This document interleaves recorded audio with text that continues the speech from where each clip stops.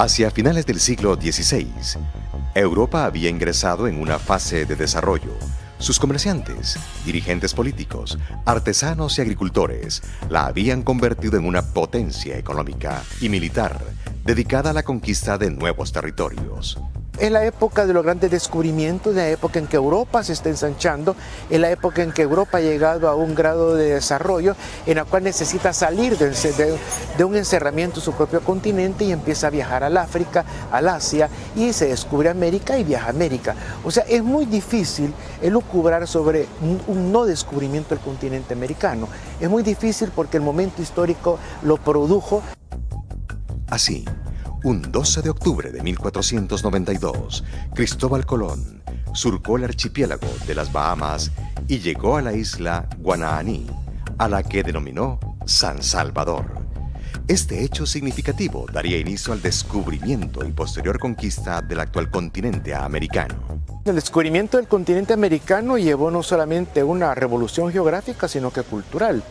Aparecen los europeos, en este caso nuestro los españoles, y se apoderan parte del gran continente americano, con lo cual se inicia la parte que llamamos ya colonial. Para El Salvador se tendrá un comienzo en 1522, cuando se descubren las costas salvadoreñas, y luego se sitúa el año 1524, con la primera llegada de Pedro Alvarado, como el año que ya comienza la presencia directa de los españoles. El territorio de El Salvador, a la llegada de los españoles, se encontraba poblado por diversos grupos étnicos: lencas, cacaoperas, ulúas, chortís, pocomames y una mayoría de nahuapipiles. El descubrimiento de las costas salvadoreñas ocurrió a mediados de 1522, cuando la expedición náutica de Andrés Niño, salida de Panamá, toca tierra de la isla Meanguera, en el actual Golfo de Fonseca.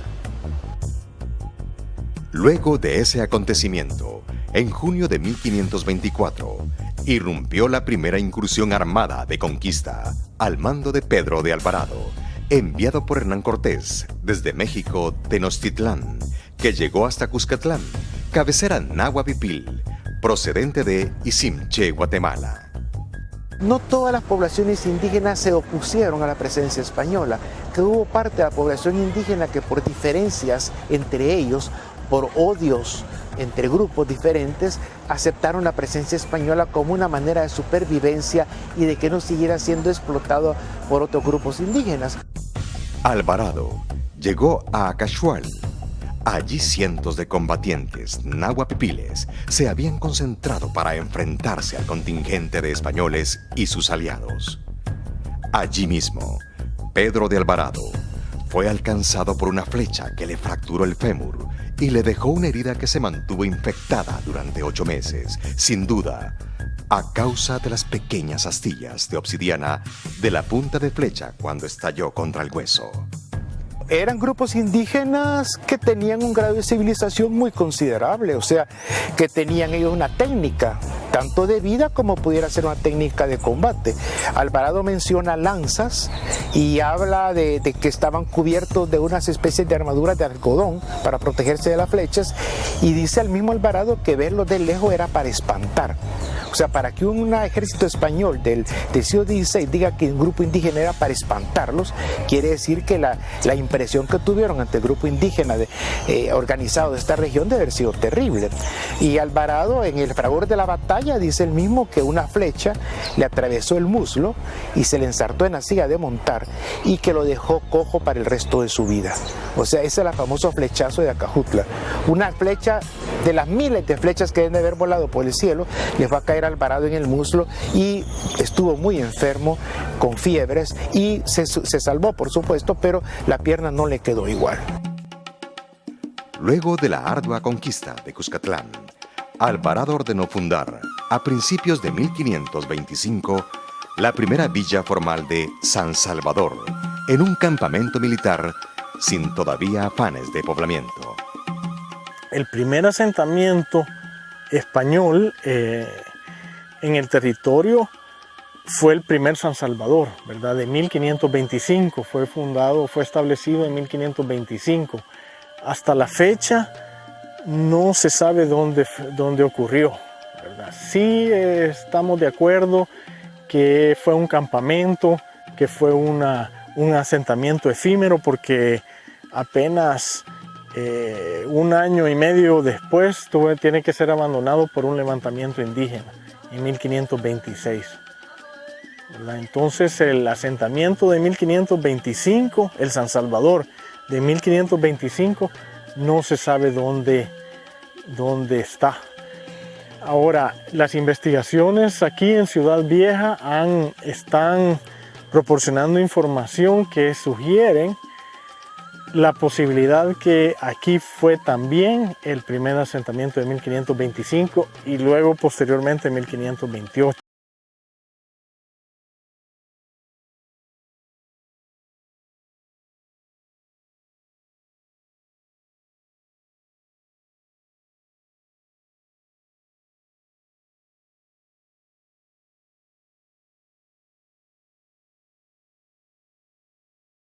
Se llama el Valle de la Bermuda, es un lugar caliente, es un valle pedregoso, pero en esa época fue el lugar idóneo para establecer el primer San Salvador. Al inicio de la conquista, los primeros 10, 20 años de la conquista, había mucho conflicto entre los nativos y los invasores y los españoles. Entonces, el Valle de la Bermuda, el lugar escogido, era como una tierra de nadie, ¿verdad? Aquí los asentamientos indígenas estaban lejos y no había tanto conflicto en este lugar. Entonces los españoles escogieron este valle. Se escogió también por características naturales, es relativamente plano, hay un río, el río El Molino está adyacente. Hay también un nacimiento de agua que está dentro del trazo de la ciudad, que hubiera sido muy conveniente en caso de un sitio indígena o de otros enemigos. Habrían tenido agua dentro de la ciudad. Está el Cerro Tecomatepe, ¿verdad? Que también sirve como característica defensiva. Y al lado sur y al lado este hay una topografía bastante borrascosa que hubiera proporcionado una característica defensiva. Se establecieron los edificios más importantes, que fueron el Cabildo, que tenemos aquí. Era el lugar donde se establecían las leyes de la ciudad, era el punto principal de la conquista, donde se planificaba la conquista del territorio. El Cabildo tenía diferentes habitaciones y es curioso que los métodos constructivos de cada habitación eran diferentes, definitivamente dependiendo de la función de cada cuarto, ¿verdad?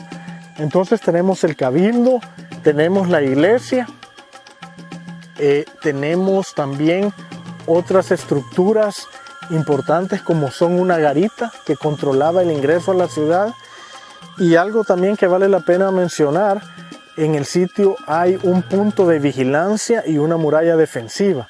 Esto nos confirma las circunstancias de conflicto que existían en esta época. Esta esquina fue un área bastante importante dentro de Ciudad Vieja, ya que hacia su extremo oeste pasa una de las 2 calles principales que tenía la ciudad en el momento que estuvo en auge.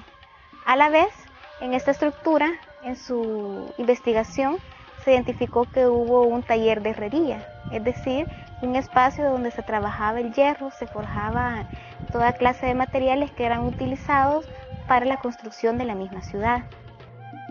San Salvador fue trasladado en 1545 desde Ciudad Vieja al sitio actual. Estas características geográficas no permitieron que la ciudad pudiera crecer. A medida que San Salvador se hacía más grande, llegó un momento en que no se podía expandir. Entonces fue necesario pedir permiso a la corona y trasladarla al lugar donde actualmente está San Salvador. San Miguel de la Frontera se fundó en 1530, cerca de Usulután, por Luis de Moscoso, y extinguido en 1534. fue vuelto a establecer por Cristóbal de la Cueva en 1535, para ser después trasladado al presente lugar en 1586. La Trinidad de Sonsonate fue organizada en 1553 en Los Izalcos y San Vicente de Austria se erigió en 1635. Poco a poco el estilo de vida cambió. La propiedad privada de la tierra surgió mediante las mercedes de tierras baldías, pues se consideraba que el suelo pertenecía a la corona. Durante toda la época colonial, coexistió la propiedad privada con la colectiva, esta de las comunidades indígenas. Es un cambio total porque es traer las instituciones europeas, traer el cristianismo a través de la religión católica, traerlo a países, a lugares donde había preponderado totalmente las religiones precolombinas, prehispánicas, y ahora el cambio es total.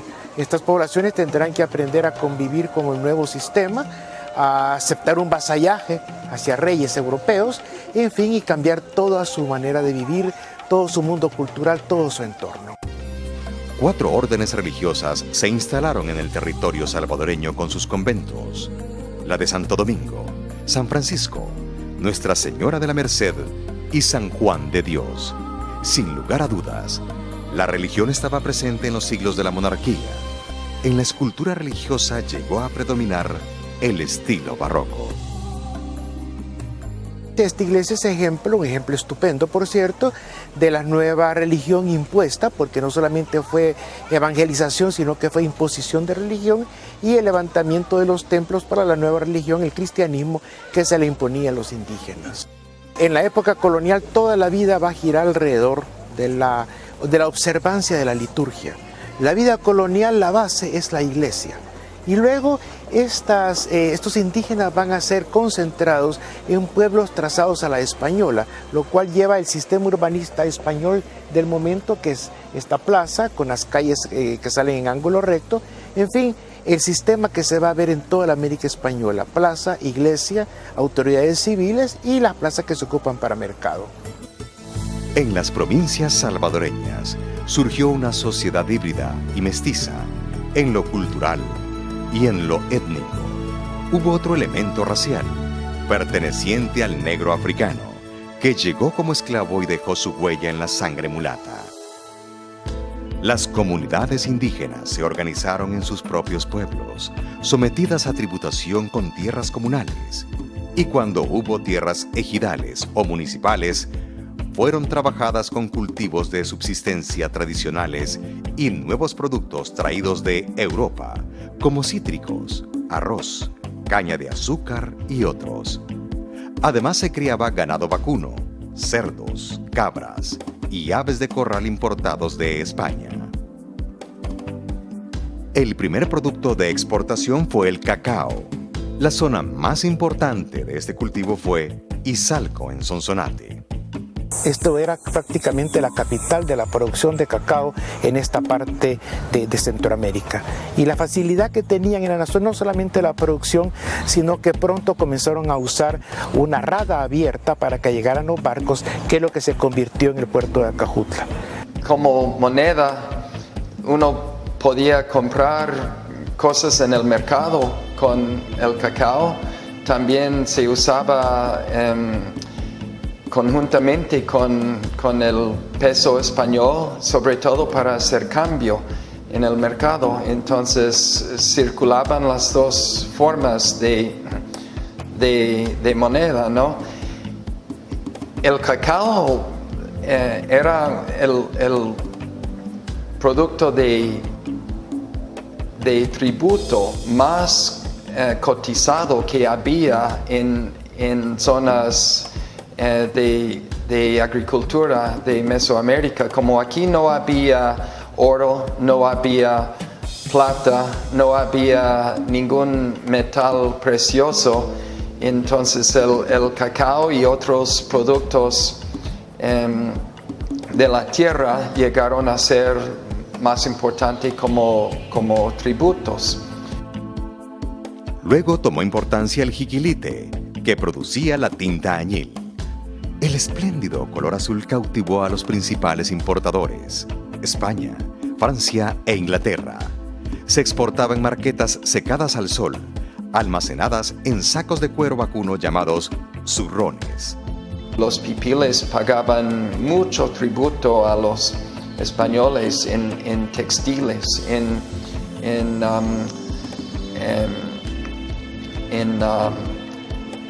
lonas de algodón. De la zona de Sonsonate también se obtuvo la resina medicinal del bálsamo, el cual se exportaba principalmente a Perú. En el área que hoy comprende Metapán, se desarrolló la industria siderúrgica, con gran concentración de ingenios de hierro. La industria colonial del hierro tiene que ver con estas estructuras que vemos nosotros hoy en día. Bueno, son los restos de los ingenios de hierro que funcionaron durante la época colonial y un poco la parte de la época federal. ¿Qué es un ingenio de hierro? Bueno, un ingenio de hierro es una gran estructura hecha normalmente de ladrillo, calicanto y piedra, muchas veces, que funcionaba para la producción del hierro. También hay una ingeniería hidráulica dentro de esta arquitectura, que es la que a través del agua, ¿verdad?, que se recolectaba de los ríos de montaña que tiene acá Metapán, y movían estas norias que servían para toda la producción del hierro que se llevaba aquí en estos ingenios. Uno de los grandes apogeos de la economía del hierro del Reino de Guatemala y exclusivamente de Metapán es para la construcción de ciudades. Luego del terremoto de Santa Marta de 1773, en donde prácticamente se cae la ciudad que hoy conocemos como Antigua Guatemala, se construye la nueva Guatemala de la Asunción, y para esa construcción de esa ciudad se necesitaba productos de hierro. El principal puerto fue el de Acajutla, en la etapa monárquica colonial. Servía por el Océano Pacífico a Guatemala. El mayor intercambio marítimo por más de siglo y medio fue con Perú y México. Tal vez la Carta de Ciudadanía al puerto de Amapala, al Golfo de Fonseca, se la dio a la expedición de Pedro Alvarado, que se reunió aquí en 1533. Alvarado dispuso hacer una expedición al Perú y reunió barcos aquí en el Golfo de Fonseca, y se reunieron exactamente aquí frente a Amapala. Frente a esta pequeña caleta se reunieron los barcos, eran alrededor de unos 14 barcos que se reunieron. De aquí salieron hacia Nicaragua, al Realejo, y como a los pocos días salieron hacia el sur, hacia el Perú. Así es que la expedición náutica de Alvarado de 1533-34 salió originalmente de este lugar. Y aún en las declaraciones de los testigos hablan de 2 o 3 barcos, porque hay diversidad de opiniones, que se le hundieron a Pedro Alvarado aquí en este lugar. A inicios del siglo XIX, en los albores de la época colonial, el actual territorio salvadoreño era una sociedad multiétnica, jerarquizada en castas, en la cual interactuaban diferentes grupos étnicos: indios, negros, mestizos y españoles.